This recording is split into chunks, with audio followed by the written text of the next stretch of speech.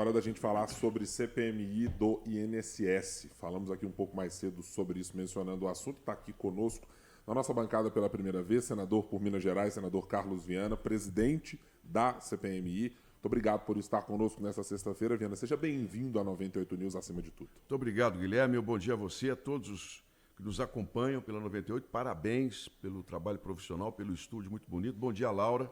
Bom dia. Vocês trazendo seriedade para o jornalismo, que é fundamental nesses tempos de rede social com tanta informação falsa, né? É o que a gente está tentando se propondo a fazer aqui, Viana. Bom, senador, por que a presidência da CPMI? O quanto ela é relevante, o quanto ela é importante para esclarecimento de o que ainda há por esclarecer, neste caso do INSS? Olha, Guilherme, as investigações já estão bem adiantadas no âmbito da Polícia Federal. A questão é que esses inquéritos foram para o Supremo Tribunal Federal, onde nós sabemos só se vaza o que interessa a determinados grupos. Nós queremos, e é o meu compromisso com os aposentados, de que não ficará nada sem transparência e sem a divulgação. Independentemente de nomes de esquerda ou de direita, nós vamos fazer a CPI dos aposentados. Por que o governo está em polvorosa?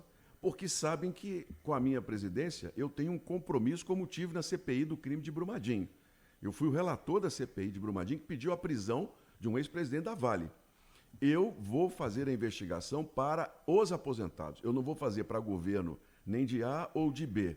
Eu me coloquei como candidato, não tinha o apoio nem do governo, nem tinha o apoio do PL. A questão é que um dia antes se chegou à conclusão de que a única maneira de mudar a carta marcada que já estava, porque já estava tudo pronto para ser colocado debaixo do tapete. A CPI que seria criada, a CPMI, não iria dar respostas e nem eu falo isso com muita responsabilidade e respeito aos meus colegas, mas era a carta marcada. O único nome de centro que tem ligações com a esquerda de diálogo e tem posicionamentos de direita, que são os meus posicionamentos, era o meu nome, que acabou convergindo e que tem experiência de CPI. Vão ser debates acalorados, porque é natural da mundo político, especialmente na Câmara dos Deputados, mas eu volto a dizer a todos os aposentados que estão me ouvindo, nós vamos escancarar isso, nós vamos saber quem meteu a mão no dinheiro daqueles que estão aposentados e pensionistas. Quantos tinham acesso? Quem autorizava? Por que autorizava? Portanto, temos um trabalho muito grande pela frente para dar respostas ao Brasil, Guilherme. O caso já tem, senador, essa posição do ressarcimento. Já sabemos, inclusive pelas investigações, quem é o artífice principal. Um dos, né? Mas a gente tem 12 empresas, no mínimo, né? 12 associações que foram criadas lá desde 2019 e que estavam participando daquilo. Eu queria entender um pouco como vai atuar a CPMI neste caso. Primeiro com essas figuras principais, tem outras que ainda não estão no radar e que podem marginalmente entrar nessa investigação? Olha, primeiro, devolver o dinheiro do aposentado é obrigação de qualquer governo, porque a responsabilidade recai sobre o executivo. Então, independentemente se um presidente de esquerda ou de direita, teriam que reembolsar. A questão estão usando o dinheiro dos impostos para reembolsar aposentado, dinheiro que nós pagamos, e isso é um absurdo. A CPMI vai buscar saber para onde foi esse dinheiro e bloquearmos. Eu tive notícias, por exemplo, que o principal nome citado nas investigações comprou nos Estados Unidos, por exemplo, um patrimônio de 25 milhões de reais à vista. Ou seja, hoje nós temos uma legislação de campo, que inclusive eu também fui o relator, né, que permite os acordos internacionais em que a gente possa buscar esse patrimônio quando é fruto de lavagem de dinheiro ou de corrupção. Nós vamos ouvir, desde o governo Dilma até o atual governo, todos os ex-ministros da Previdência, todos os ex-presidentes do INSS, e vamos entender qual é o mecanismo, como isso funciona. Quantas pessoas têm acesso ao cadastro dos aposentados? Por que um aposentado fica sabendo que se aposentou antes mesmo da publicação por uma ligação oferecendo um empréstimo consignado? Por que isso acontece? Tem uma lei que protege o cadastro dos aposentados e muitas pessoas acabam caindo em golpes. Então, você veja bem, nós temos os descontos irregulares por parte de associações e sindicatos e temos também descontos irregulares por parte de quem oferece empréstimo consignado. Então, nós temos muito trabalho, mas vamos dividir. Primeiro, tenho conversado com o relator, que é, inclusive, ex-membro do Ministério Público, é uma pessoa muito capacitada para investigações. Nós vamos primeiro na questão dos descontos às associações e sindicatos. E aqui, entender quem se beneficiou e correr atrás desse patrimônio. Nós temos que ressarcir o país em relação a isso. Mas o principal objetivo, Laura, que está nos acompanhando, é nós criarmos uma legislação que não permita mais a roubalheira.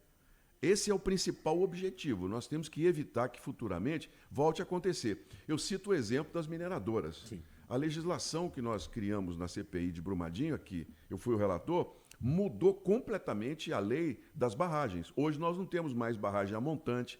Hoje as mineradoras são obrigadas a ressarcir o poder público dos gastos com polícia, bombeiro. Veio de um relatório de uma CPMI que enfrentou um lobby poderosíssimo, que é o lobby das mineradoras. Eu tive até colegas meus que fizeram um vídeo, não tenho medo disso. Nesse caso da CPMI, por exemplo, para não ficar que nós estamos só nesse governo, no governo anterior, no finalzinho do governo nós tivemos uma liberação de milhões de reais para determinadas associações. Quem liberou?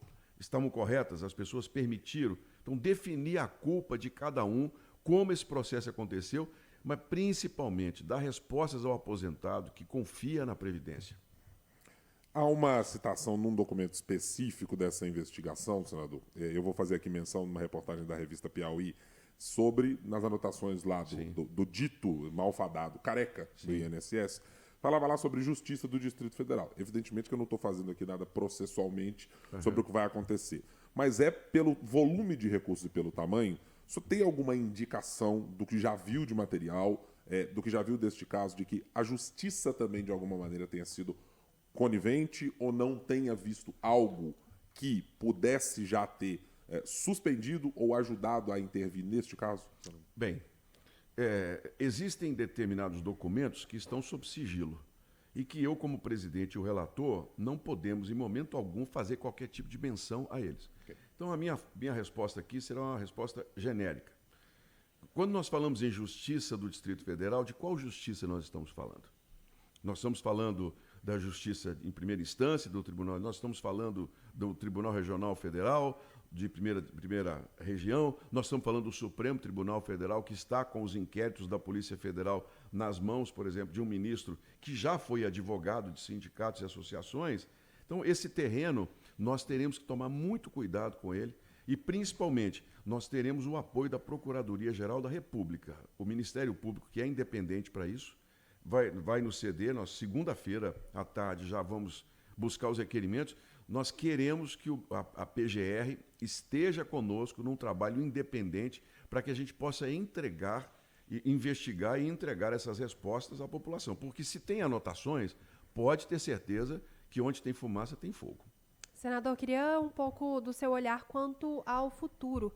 Depois das eleições do ano passado, eleições municipais, o senhor tem planos para poder lançar mais uma candidatura ao Senado ou talvez tentar um outro partido ou até mesmo há planos para uma nova possibilidade de candidatura ainda para a prefeitura aqui de BH? Olha, Laura, eu termino o meu mandato o ano que vem. Eu vim para a política depois de 23 anos do jornalismo. E não era a minha intenção, no primeiro momento, a reeleição, porque eu acho que 8 anos é um tempo suficiente. Eu defendo, inclusive, o fim da reeleição, e que foi votado agora, e nós vamos acabar. Nós vamos acabar com a reeleição para o Executivo, presidentes, governadores, prefeitos. Tem meu voto, teve meu apoio no relatório. O próximo governo, se tudo correr como está pensando até setembro, a votação, o próximo governo vai ficar 6 anos, os próximos gestores, né? Depois nós acabamos com a reeleição e unificamos as eleições. Eu quero caminhar para a reeleição ao Senado. Por quê? Eu tenho 480 cidades em Minas que eu já visitei e que têm algum tipo de benefício. Posso dizer com muita clareza, além da legislação da mineração, que acabou com a questão das barragens e o risco de novos desmoramentos em barragens novas, como tudo que é uma contribuição, eu falo com alegria. Fui eu quem resolveu o problema do metrô de Belo Horizonte.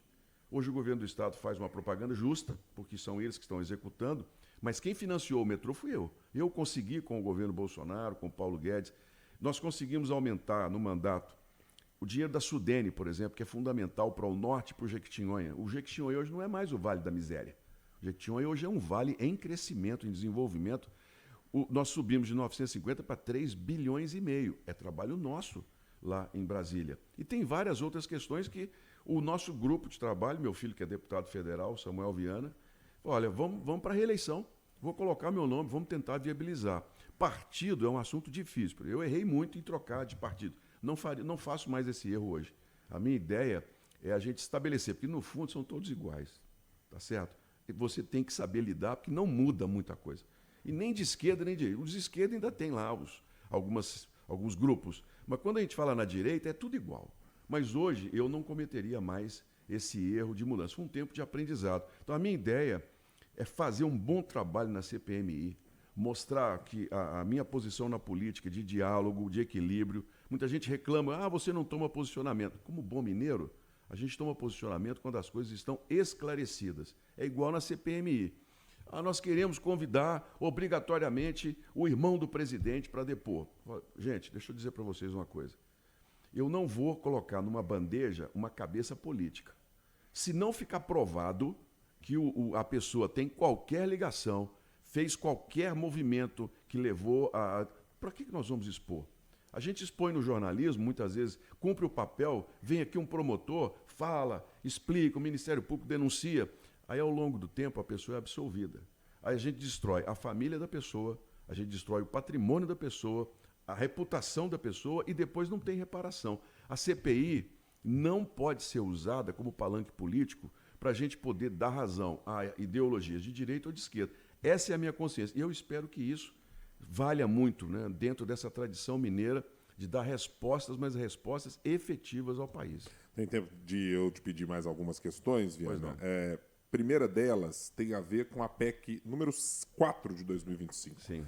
PEC colocada pelo senador Cleitinho Azevedo, para tratar de mudanças na carga horária. Né? A regra específica prevê escala de trabalho máxima de 40 horas semanais, limite de 8 horas. O Congresso, de maneira geral, tem discussões muito candentes sobre isso. Sim. Você tem uma posição, senador, de como deve se dar essa discussão? É acabar com o jornada 6x1? É virar 5x3? É regra de transição? E como é que o senhor vê essa discussão sobre mudança de carga horária de trabalho no país?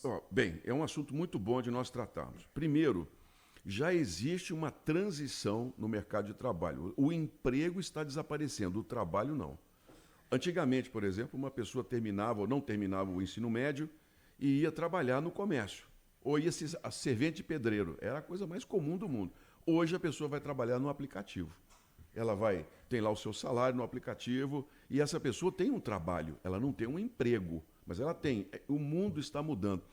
Existem várias empresas no exterior que já contratam brasileiros, porque nossa moeda é desvalorizada, a mão de obra acaba ficando mais barata, a pessoa trabalha para 2, 3 empresas. Essa chamada pejotização é uma tendência mundial. O problema é quando a gente olha a massa de trabalhadores brasileiros que não tem uma formação específica, que dependem de serviços, que dependem das empresas, e nós não temos mais aquelas massas de semi-analfabetos, como meu pai, por exemplo, que veio do interior para trabalhar. Nós temos hoje uma massa muito consolidada de população urbana. Dependendo da nossa mudança, se não houver uma transição, principalmente nessa formação da mão de obra, nós vamos aumentar o desemprego. Porque essa mão de obra que depende, vamos dizer assim, do trabalho, as empresas que dependem do trabalho braçal, elas vão começar a se robotizar, como eu vi na China, por exemplo. Eu vi uma empresa de carros, visitei uma empresa de fabricação de aviões, 3 empresas de fabricação de carros em Xangai. Hoje só usam 10% da mão de obra que uma montadora comum.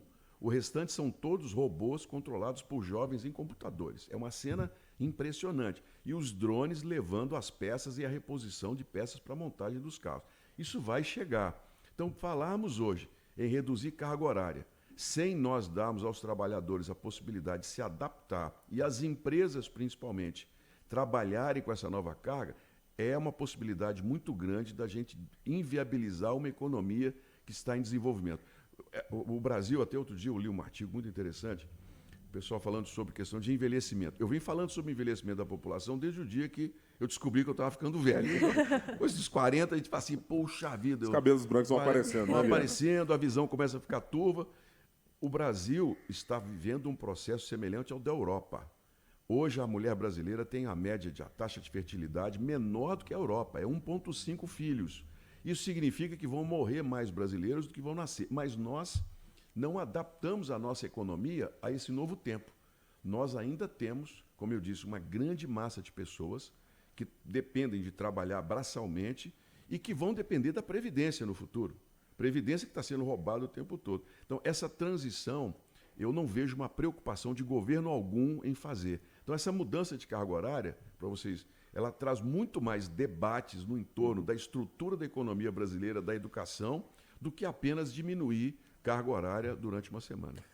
Senador Carlos Viana, do Podemos, muito obrigado, senador, por estar aqui conosco. Claro, como temos muitos assuntos outros para tratar, claro, o convite já está aqui mais do que obrigado. Feito. Volte outras oportunidades para falar conosco, ou que tiver de Brasília lá também, a gente quer conversar com o senhor. Obrigado, Guilherme, obrigado, Laura, eu estou à disposição e quero deixar aqui uma tranquilidade aos aposentados.